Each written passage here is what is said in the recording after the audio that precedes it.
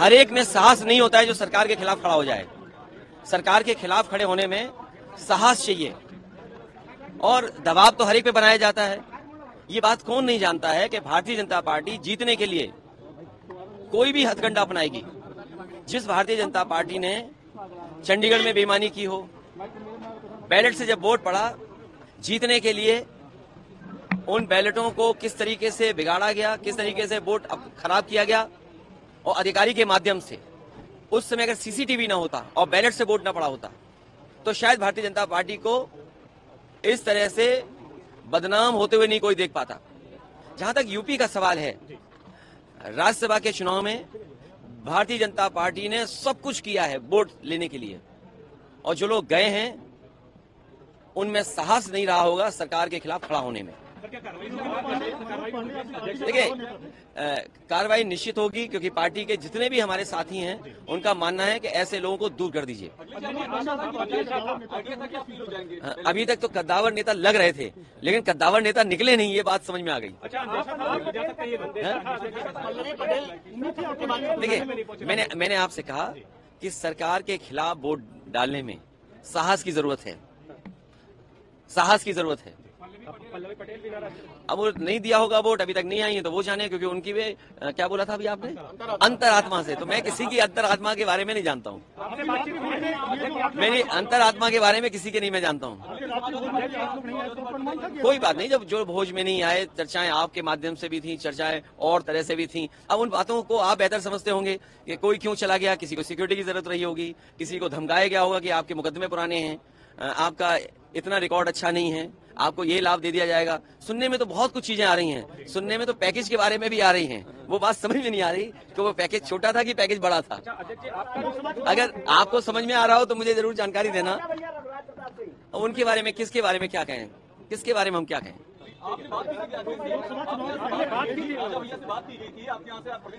देखिए, कई बार कुछ लोग, कुछ होता है खबरों में रहने के लिए।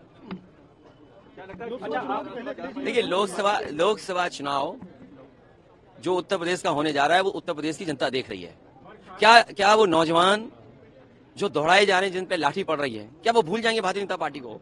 जो लाखों लाख नौजवान परीक्षा देकर के घर लौटा, किराया कहां से लाया था, खाने पीने का इंतजाम क्या किया था, कैसे वो रहे थे, कैसे परीक्षा लिखी, और उसके बाद पेपर आउट हो गया, लीक हो गया पेपर।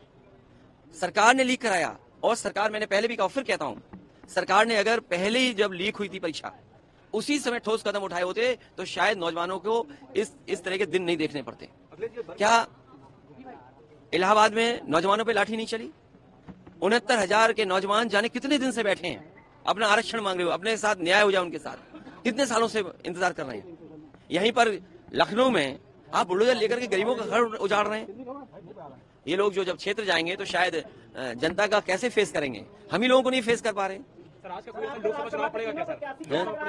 इसका असर कोई नहीं पड़ेगा। समाजवादी पार्टी और मजबूत होगी, समाजवादी पार्टी और मजबूत दिखाई देगी, हमारी लड़ाई और मजबूत दिखाई देगी। देखिए, रणनीति नहीं होती है, सरकार का दबाव इतना होता है। क्या करोगे आप सरकार के सामने? सरकार के सामने क्या करोगे आप? बहुत कम लोग होते हैं जिनमें हिम्मत होती है तो सरकार के खिलाफ खड़े हो जाते हैं। किसके पास फोन नहीं गया, आप बेहतर जानते होंगे। जब प्रदेश के मुख्यमंत्री फोन कर रहे हो या बातचीत कर रहे हो या दिल्ली से फोन आ रहा हो तो किसकी हिम्मत है जो ना कर दे? अभी क्या स्टेटस देख पा रहे तीनों प्रत्याशी? उम्मीद है समाजवादी पार्टी को भी अंतरात्मा पे लोगों ने वोट दिया होगा।